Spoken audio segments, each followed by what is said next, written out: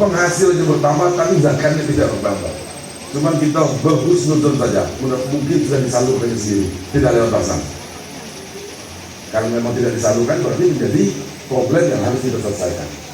Karena idealnya kenaikan pendapatan, kenaikan harta kita linear dengan kewajiban kita untuk membayar zakatnya. Ini menjadi tantangan kita, Bapak Ibu semua, untuk saling mengingatkan di antara kita.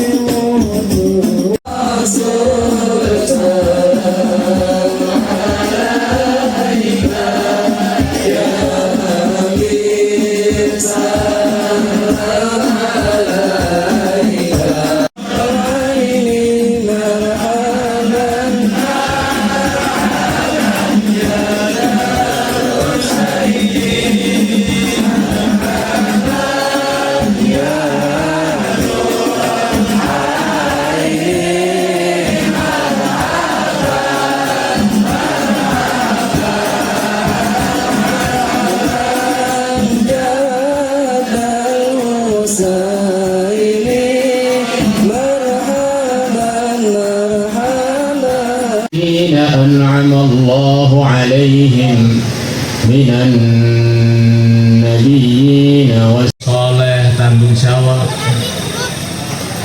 Perasaannya suami ini sama sekali nggak menguntungkan dia, padahal kenyataannya menguntungkan.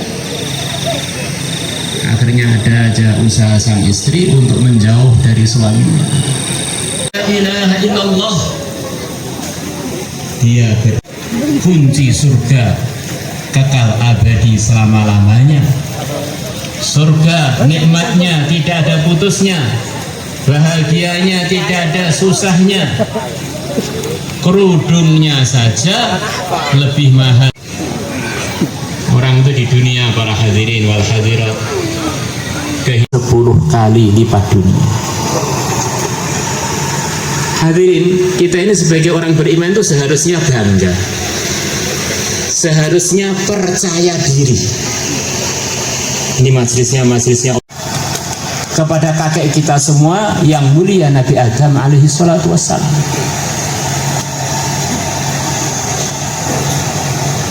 Waktu itu dunia sudah ada yang dihuni oleh sebangsa jin, jan banul jan. Seakan-akan nyawanya dunia ini oleh Allah diserahkan kepada Nabi Adam dan keturunannya yang masih membawa iman. Itulah itu pula dunia ini, kalau hilang orang-orang yang beriman, seketika itu juga dunia akan kiamat. Seakan-akan yang firman-Nya diucapkan dalam Al-Quran, ya Bani Adam di anak, wahai putra-putra Adam. Kita ini adalah anaknya yang lebih tinggi lagi, ketua majelis ulama, kok nggak benar, kok nggak pantas. Yang memuliakan kita ini orang-orang mulia. Dalam darah kita ini telah mengalir darahnya orang yang sangat mulia, darah suci, darahnya kakek kita semua, darahnya Nabi Adam. Yang sudah diresmikan semua manusia ini adalah kita ini cucunya Nabi Adam, yang iblis dilaknat. Kita setiap bulan itu laknatullah, sebabnya karena kualat dengan mbah kita. Iblis gak mau hormat dengan Nabi Adam, kualat, dijauhkan dari rahmatnya Allah, dijauhkan dari sayangnya Allah, gara-gara gak hormat dengan kakek kita. Kita ini anaknya orang, kalau bahasa Jawa namanya makan. Itu kan belum milik sinar hidayah tersebut, dari tahajudnya, dari bacaan Qurannya. Nanti di akhir-akhirnya termasuk orang yang tinggi derajatnya adalah orang yang hafid Quran. Ternyata hanya punya iman, belum iman yang lain, belum amal yang lain, pahalanya begitu banyak. Bagaimana kalau orang beriman menambah imannya dengan amal? Umpamanya para hadirin, umpamanya setiap orang beriman, gak usah banyak-banyak, dari yang hadir ini saja. Setiap keluar dari rumah, umpamanya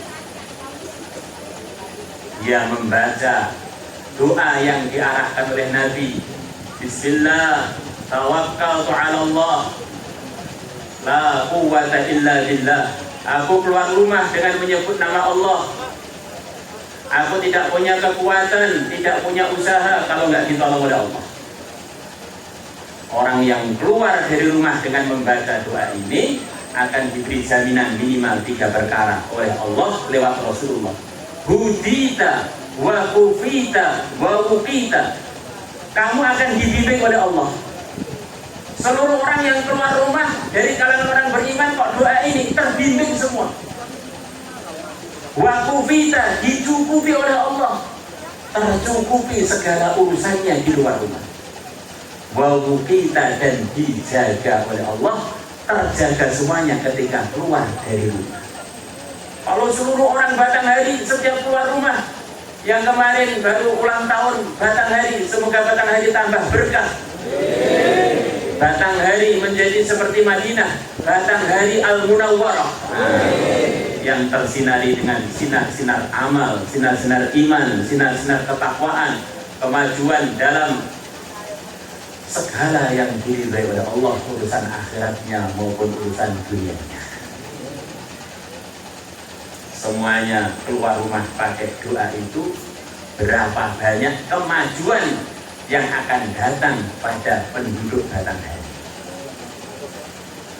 Hadirin hadirat yang kami muliakan, diceritakan oleh yang mulia Nabi besar Muhammad SAW, kalau ada suami istri ketemu, kemudian dia baca Bismillah, Allahumma jannibna wa jannibi syaitan bima razaqtana. Kemudian dalam pertemuan itu terjadi anak, anaknya tidak digoda syaitan selamanya. Nggak usah Sumatera yang lain, Kabupaten Batanghari saja. Semua suami dan istri ketika ketemu doa ini saja, nggak usah yang lain-lain.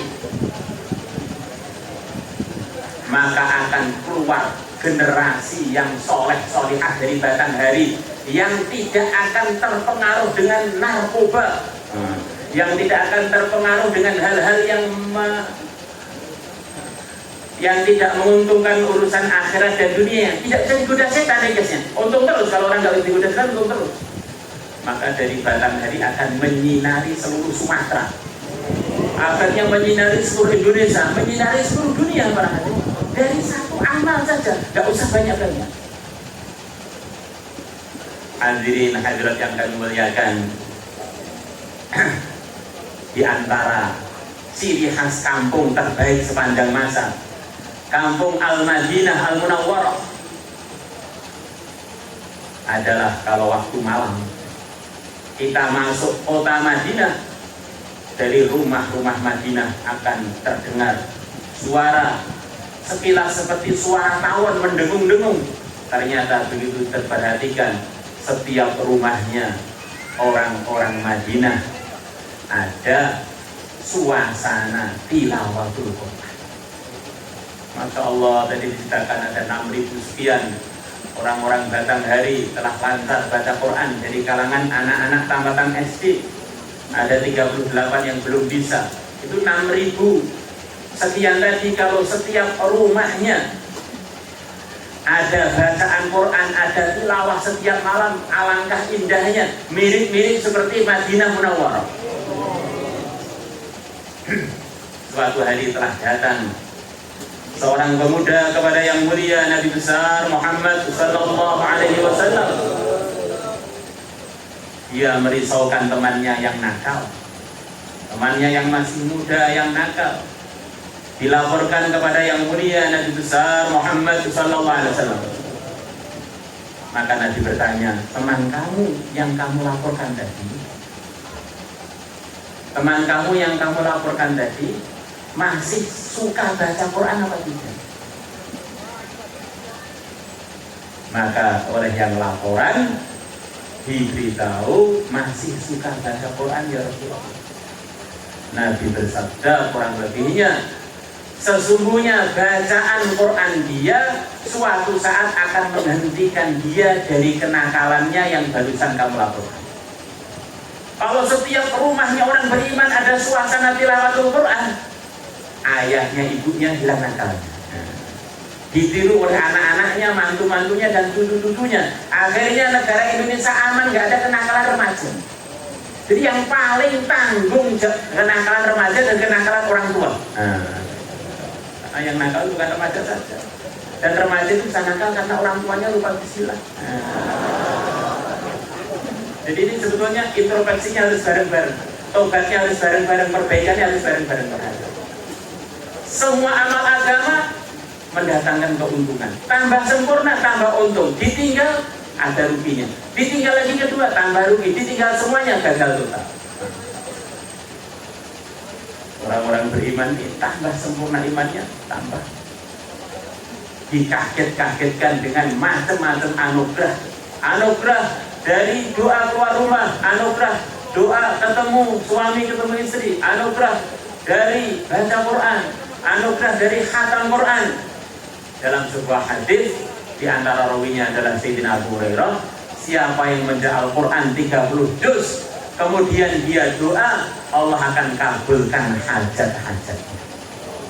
Umpama ayahnya punya khataman 30 juz, ibunya punya khataman 30 juz, menantunya punya khataman 30 juz, setiap khataman kumpul bareng doa hajatnya apa? Ya Allah, saya punya hajat, mau cari mantu yang soleh, mau cari mantu yang solehah, semuanya amin, amin, amin. Akhirnya Allah mudahkan dapat mantu soleh-soleh. Mau menjabat jadi kalau legislatif doa, ya Allah, saya minta jadi calon legislatif yang adil, yang memakmurkan negeri, memakmurkan diri, tidak. Akhirnya makbul jadi caleg yang mencerahkan bangsa Indonesia. Terus kemudian ada lagi hajat mau buka perkebunan sawit. Nah, doa ya Allah, perkebunan sawit yang berkah, sawitnya panen setahun penuh, panen banyak-banyak. Allah kabulkan, akhirnya kebunnya panennya melebihi tetangga-tetangganya gara-gara berkahnya khataman Quran. Masya Allah, kalau seluruh Indonesia setiap rumah punya khataman Quran, sudah semua kebaikan. Istri-istri Nabi adalah ibunya orang-orang beriman. Dinukilkan dari para ulama, kalau tidak salah juga dari Imam Syafi'i, tidak salah kalau yang mulia Nabi besar Muhammad sallallahu alaihi wasallam dipanggil dengan panggilan Abul Mukminin. Beliau adalah bapaknya seluruh orang beriman. Kita ini di samping punya ayah jasmani, ayah kita bin siapa, kita secara iman harus merasa kita ini punya ayah rohani, yaitu yang mulia Nabi besar Muhammad Sallallahu Alaihi Wasallam.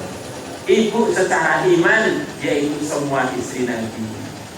Sayyidah Aisyah ibu kita, Sayyidah Khadijah ibu kita, Sayyidah Maimunah ibu kita, Sayyidah Sofia ibu kita.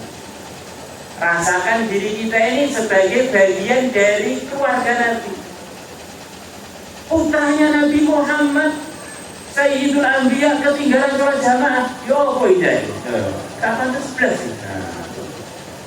Rasa-rasa tadi perlu kita renungin. Saya ini hamba Allah, saya ini cucunya Nabi Adam, saya ini cucunya Nabi Nuh, keluarga Nabi Ibrahim, keluarga Sayyidul Anbiya.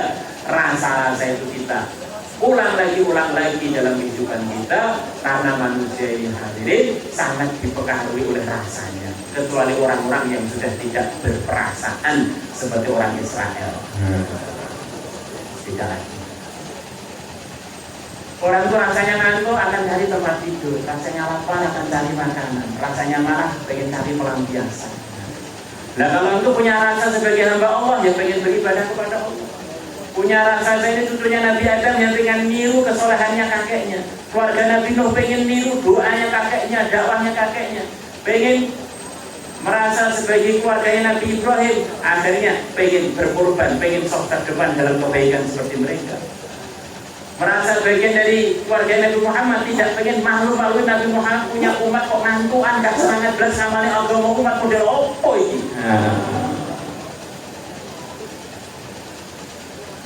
Maka semoga majelis kita malam hari ini menjadi bagian majelis yang memotivasi kita untuk tambah semangat merawat iman dan merawat Islam kita.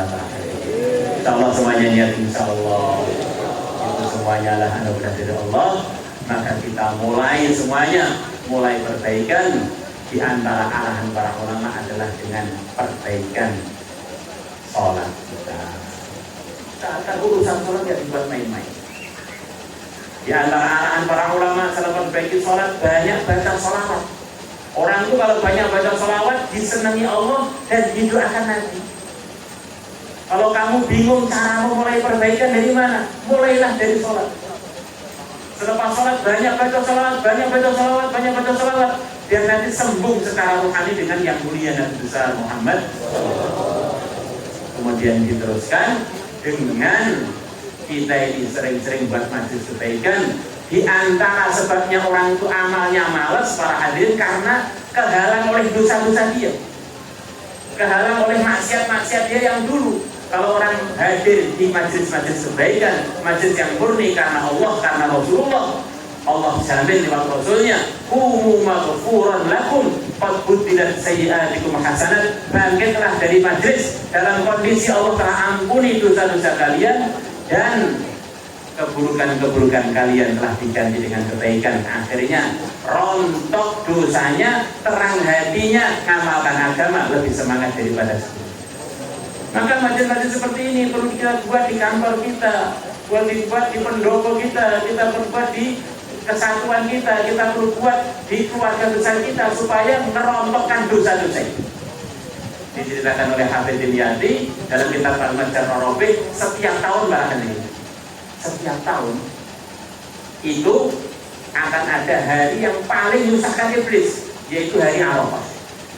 Nabi bersabda kurang lebihnya, tidak ada orang beriman pun yang di hatinya ada sebiji darah dari iman, kemudian dia masih hidup pada hari Arafah, di mana saja dia berada, Allah akan ampuni dosanya karena berkahnya sekian banyak orang beriman yang wukuf di Arafah. Jadi kita di Indonesia kerja, kita di Indonesia nganggur, dengan berkahnya orang-orang yang di Arafah kita ikut terampuni dosanya. Maka iblis teriak-teriak, ngapain sih kok setiap tahun ada hari Arafah? Akhirnya saya capek-capek kerja setahun gara-gara hari Arafah, semua dosa terhapus semua. Dan kita bangga sebagai orang Indonesia karena ternyata yang hadir di Arafah itu termasuk yang terbanyak. Jadi asbab datangnya rahmatnya Allah, orang sedunia dapat ampunan itu orang Indonesia yang meramaikan Arafah sana berada. Jadi dari orang Indonesia itu masuk berkah. nengok kanan orang Islam, nengok kiri orang Islam, nengok depan orang Islam, orang barokah kok. Yang mana berkahnya orang iman yang paling lemah imannya, seperti dikatakan tadi, merata seluruh dunia. Dan ternyata pancaran barokah itu kalau dilihat dari satelit langit, ternyata berkobarnya itu kebanyakan dari Indonesia. Nanti orang yang ke mahsyar akan bangkit dari kuburan masing-masing. Orang-orang beriman mengikut amalan masing-masing, ada yang bercahaya dikit, cahaya banyak. Yang suka tahlil sehari, tahlil 100 akan seperti matahari, yang lebih seperti apalagi. Itu nanti yang paling suka tahlil seluruh dunia, di antaranya orang Indonesia. Maka nanti kalau hari kebangkitan yang paling banyak mengagumkan orang pandangan bermaksud orang-orang Indonesia, mukanya kok lain orang mana ini? Di dunia pesek sepertinya ini kok sinarnya melebihi negeri-negeri lain. Oh ternyata orang Indonesia, ternyata orang Batangan.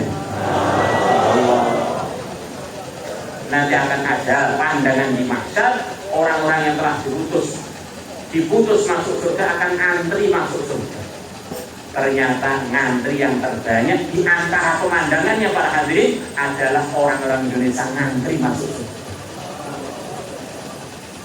Di orang itu akan masuk surga, zumara, rombongan terbesarnya dari Indonesia.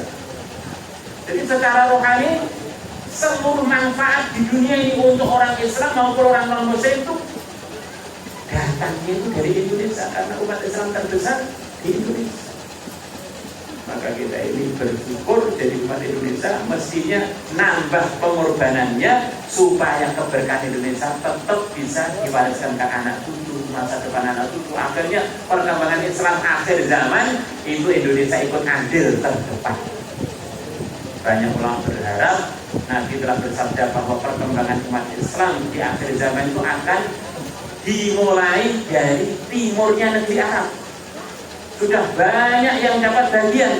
Umat Islam terbanyak Indonesia belum bagian. Kemungkinan umat Islam di Indonesia akan jadi asbab hidayah seluruh dunia itu ada para hadirin. Karena sudah ada hadisnya, perkembangan Islam akhir zaman dimulai dari timur, para hadirin. Jadi kita ini termasuk timur. Maka kita kalau menghadap sholat yang menghadap ke barat, kita termasuk timurnya Ka'bah. Seluruh dunia mungkin yang terbanyak itu di Indonesia, para hadirin. Oh, kalau kita lihat di Jawa Tengah, Jawa Timur, kata Quran itu banyak banget. Di Tembora aja setiap tahun nggak kurang dari mungkin 2.000 orang hafid Quran yang baru. Jadi orang Indonesia itu jangan ingin harus percaya diri. Sudah waktunya kita ini sok terdepan dalam segala mereka. Salah semuanya nyata insya Allah. Kurang lebihnya minta maaf kepada para ulama, minta maaf atas kelancangan kami, ngomong yang kebablasan kurang ajar. Assalamualaikum warahmatullahi wabarakatuh.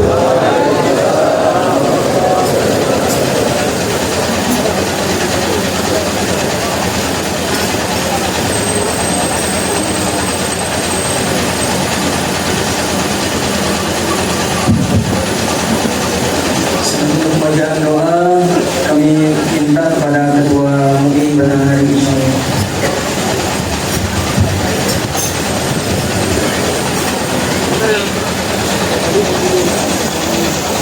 Bismillahirrahmanirrahim. Alhamdulillahirabbil alamin. Allahumma shalli wa sallim ala sayyidina Muhammad wa ala alihi wa ashabihi ajma'in. اللهم اجعل جمعنا هذا جمعا مرحوما وتفرقنا من بعده تفرقا معصوما ولا تجعلنا من الاشقياء المذموما واجعلنا بالنعمه المؤمنا يا الله يا ارحم الراحمين فرج على المسلمين فرج على المسلمين فرج إخواننا المسلمين في فلسطين اللهم أعز الإسلام المسلمين وأذل الشرك والمشركين ودمر أعداءك أعداء الدين وأهلك أعداء الإسلام من الكفرة والفجرة والإسرائيليين الظالمين وانصر المسلمين المظلومين في فلسطين وانصر الإسلام المسلمين المجاهدين في فلسطين وفي ميانمار وفي كل مكان يا رب العالمين. ربنا تقبل منا دعاءنا إنك أنت السميع العليم وتب علينا إنك أنت التواب الرحيم ربنا آتنا في الدنيا حسنة وفي الآخرة حسنة وقنا عذاب النار وصلى الله على سيدنا محمد وعلى آله وصحبه أجمعين والحمد لله رب العالمين تقبل الله منكم والسلام عليكم ورحمة الله وبركاته.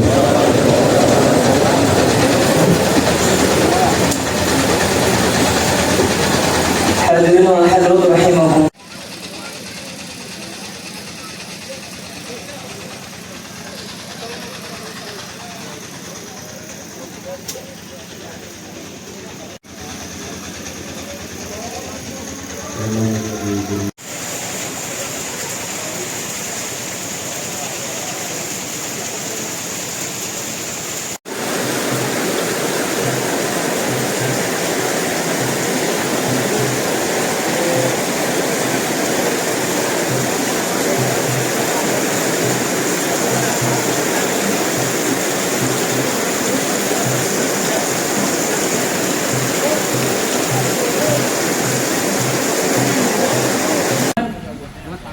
yang firman-Nya dinukilkan dalam Al-Quran, ya Bani Adam di anak, wahai putra-putra Adam.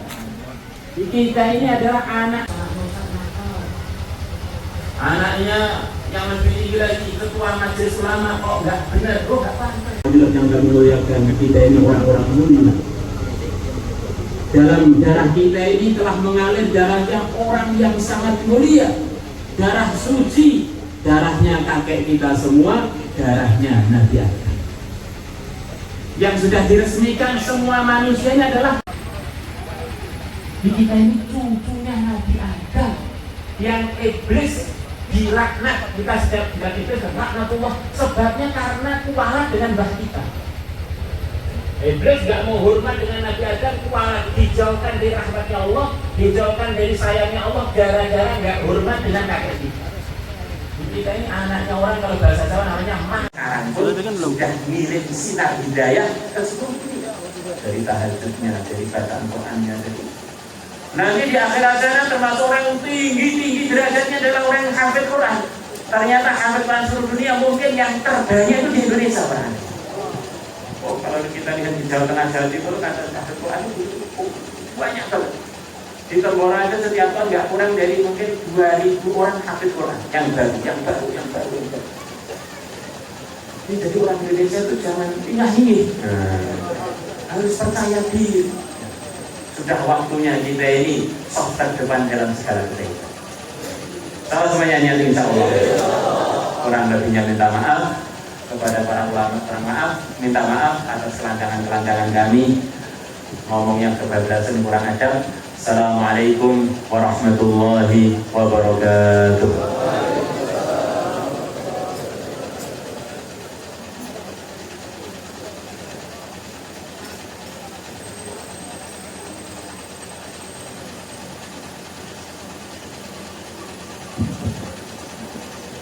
Sebelum pembacaan doa, kami minta kepada Ketua MUI pada hari ini.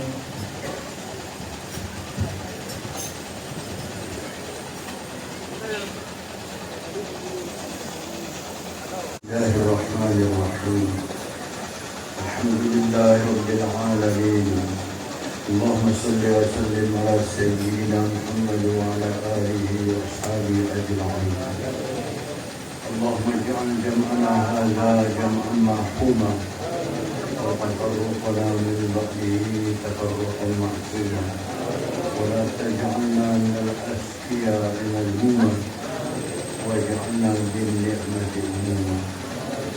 Ya Allah, ya Arhamar Rahimin, farij 'ala al-muslimin, farij 'ala al-muslimin, farij ikhwana al-muslimin fi Palestin.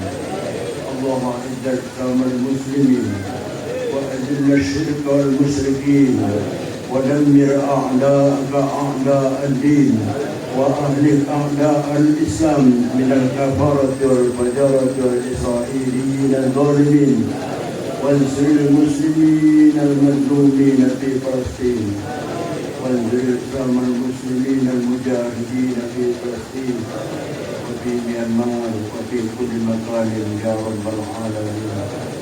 ربنا تقبل منا دعاءنا إنك أنت السميع العليم وتب علينا إنك أنت التواب الرحيم.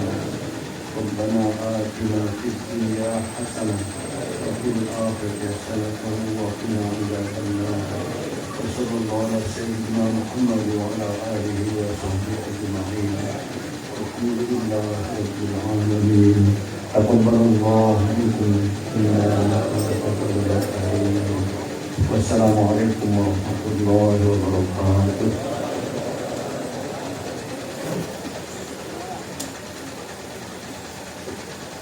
Hadirin wal hadirat rahimakumullah. أيها النبي الله والكوكب الدري أنت إمام الحضرة سلطانها الغيبي أنت إمام الحضرة سلطانها الغيبي يا أيها النبي الله والكوكب الدري الله يا أيها النبي الله والكوكب